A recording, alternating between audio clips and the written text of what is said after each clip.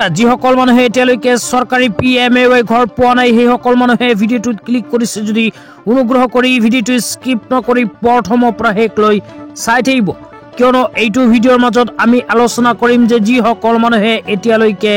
চৰকাৰী PMAY ঘৰ পোৱা নাই সেই সকল মানুহৰ কাৰণে নতুনকৈ আবেদন কিমান তাৰিখে বা কেতিয়া আৰম্ভ হ'ব তো আপোনালোকে যদি চৰকাৰী PMAY ঘৰ নতুনকৈ পাব বিচাৰে তেন্তে অনুগ্ৰহ কৰি ভিডিঅ'টো স্কিপ নকৰি প্ৰথমৰ পৰা শেষলৈ চাব আৰু মোৰ চেনেলত নতুন হলে প্লিজ চেনেলটো সাবস্ক্ৰাইব কৰি মোৰ লগত থাকিব আৰু ভিডিঅ'টো ভাল লাগিলে অনুগ্ৰহ কৰি ভিডিঅ'টো শ্বেয়াৰ কৰি দিব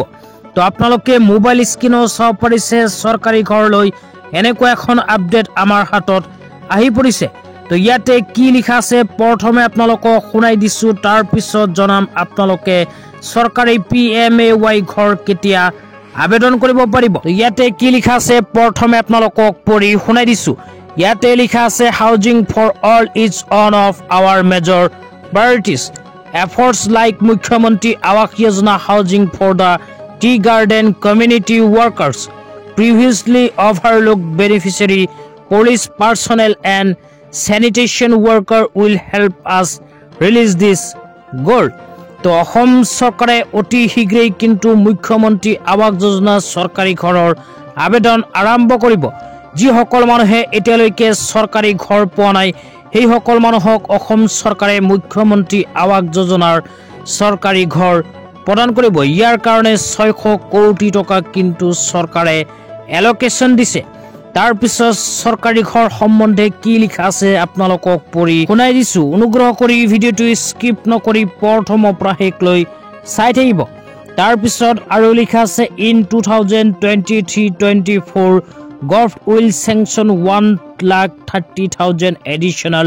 houses in the first phase with assistance of 1,30,000 10% of this house shall be given to the eligible beneficiary from tea garden communities তো অসম চৰকাৰে নতুনকৈ 1,30,000 চৰকাৰী ঘৰৰ আবেদন আৰম্ভ কৰিব তো প্ৰতিখন চৰকাৰী ঘৰৰ কাৰণে কিন্তু 1,30,000 কৈ টকা হিতাধিকাৰীসকলৰ বেংক একাউণ্টত সোমাই দিব তো 1,30,000 চৰকাৰী ঘৰৰ ভিতৰত 10% ঘৰ কিন্তু চাহ জনজাতিৰ মানুহক প্ৰদান কৰিব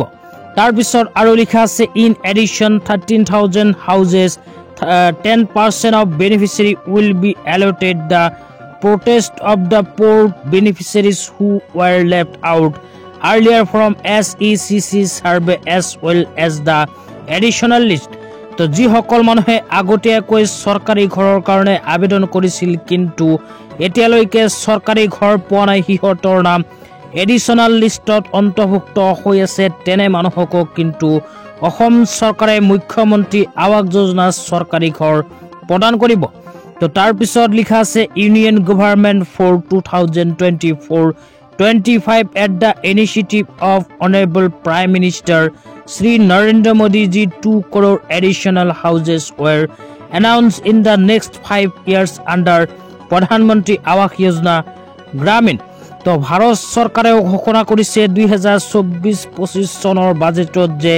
যিসকল মানুহে এতিয়ালৈকে চৰকাৰী ঘৰ পোৱা নাই তেনে মানুহক 2 কোটি নতুনকৈ চৰকাৰী ঘৰ প্ৰদান কৰিব তো মুঠতে যিসকল মানুহে চৰকাৰী ঘৰ পোৱা নাই সেই সকল মানুহৰ কাৰণে অসম চৰকাৰে মুখ্যমন্ত্ৰী আৱাস যোজনা আৰু ভাৰত চৰকাৰে প্ৰধানমন্ত্ৰী আৱাস যোজনাৰ জৰিয়তে প্ৰদান কৰিব চৰকাৰী ঘৰ তেতিয়া আপোনালোকক জনাই দিছো চৰকাৰী ঘৰৰ আবেদন কেতিয়া আৰম্ভ কৰিব তো এই বিষয়ত কিন্তু চৰকাৰে এতিয়ালৈকে কোনো ফিক্স ডেট প্ৰকাশ কৰা নাই যে অমুক তাৰিখত চৰকাৰী ঘৰৰ আবেদন আৰম্ভ কৰিব হয়তো 2-3 মাহৰ ভিতৰতে চৰকাৰে কিন্তু নতুনকৈ চৰকাৰী ঘৰৰ আবেদন আৰম্ভ কৰিব পাৰে তো যেতিয়া আবেদন আৰম্ভ কৰিব লগে লগে মোৰ চেনেলত ভিডিঅ' বনাই আপোনালোকক জনাই দিম তো অনুগ্ৰহ কৰি আপোনালোকে চেনেলটো সাবস্ক্ৰাইব কৰি মোৰ লগত থাকিব